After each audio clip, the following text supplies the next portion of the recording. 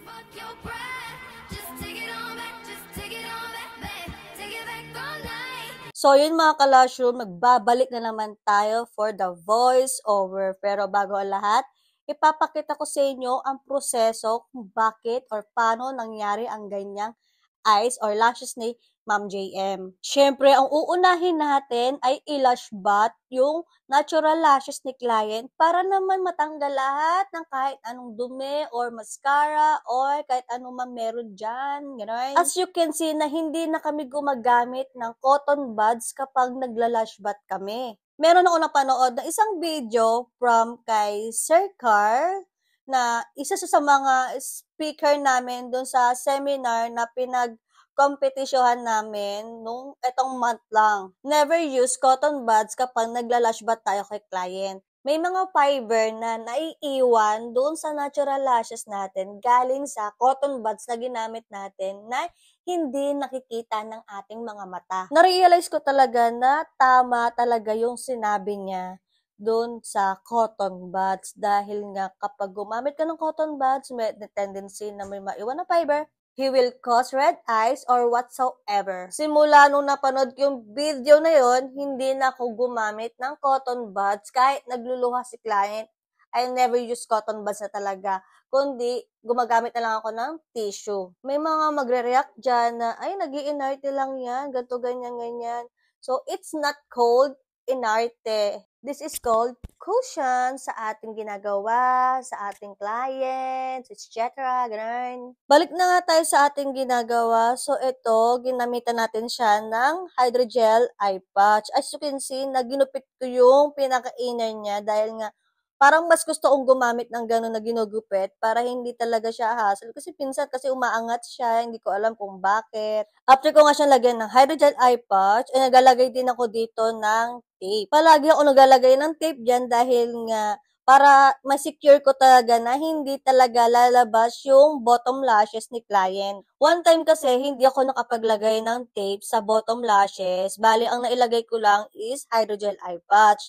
So, ang ending, lumabas si bottom lashes at ayun nga, dumikit yung extension dun sa bottom lashes. At simula din nun ay palagi na ako naglalagay ng tape sa bottom lashes.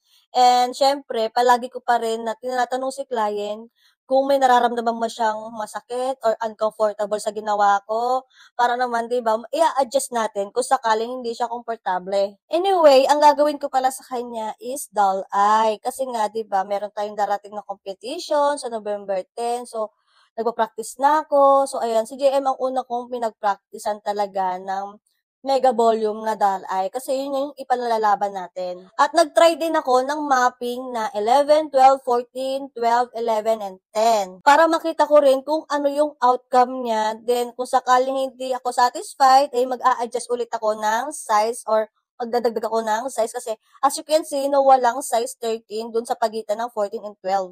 As a lash artist, kailangan marunong tayong maglaro ng sizes. At syempre, i-reveal ko din kung ano yung ginamit ko dyan na lashes. So, ito na nga. Yung gamit ko dyan na lashes ay yung Nagaraku 0.05 ang thickness. Hindi siya auto boom, hindi rin siya auto pan. So, ang gamit natin dyan is individual. Kaya, ang a person ay pa-pinch, pinch, pinch. Para sa akin, madali lang mag-pinch or kahit anong gamitin mong lashes na individual.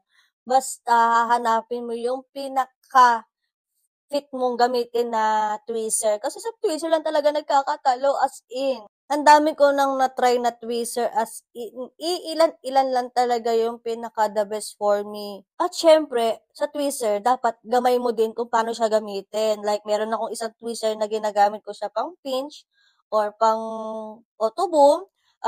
Hindi kayang gamitin ni Lash Artist JM. Meron din siyang tweezer na ginagamit palagi na hindi ko talaga siya magamay-gamay. Ganon, mga ganon ba? Kaya aminado ko na kahit certified lash artist na ako, certified rose artist, ay may mga bagay talaga na hindi ko pa talaga gamay at kailangan ko pa talagang matutunan. Na-realize ko din sa sarili ko na hindi porket na nakapag-training na ako, may certificate na ako, ay hanggang doon na lang yung dapat kong malaman. Maraming mga bagay na hindi ko pa alam, may mga style ako na hindi ko pa kayang gawin as in. Kaya nga 'di ba, ang sabi sa atin ng mga mentor natin is lifetime support. So ibig sabihin para sa akin para sa akin lang ay may mga bagay pa ako na hindi ko pa natutuklas or natutuklasan. Katulad doon sa cotton buds, 'di ba? Kung hindi ko napanood yung video na yon ay hindi ko talaga malalaman yung ganun. Kaya bilib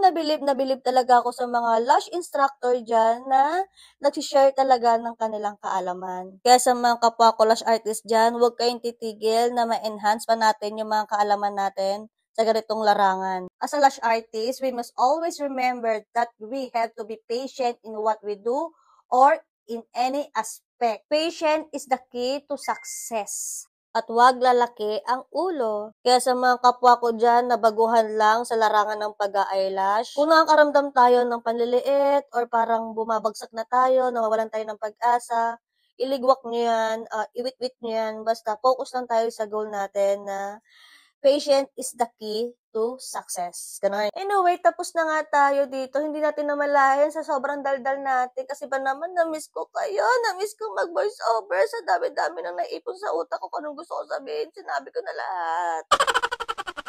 And here's the final look. O, diba, bongga? Pag masyadong malapit, mas nakikita yung details niya na sobrang ganda. Meron kasing nagbudol sa akin na dapat ko daw gamitin kapag nagpipicture ako or nagbe-video.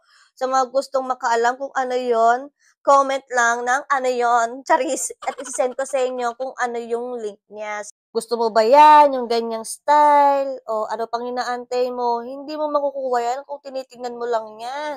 Pa-appointment ka na mga mima. Para sa appointment, message lang po sa aming Facebook page, main man yan, or second account, pwedeng-pwede po. At ayun lang, thank you for watching, bye!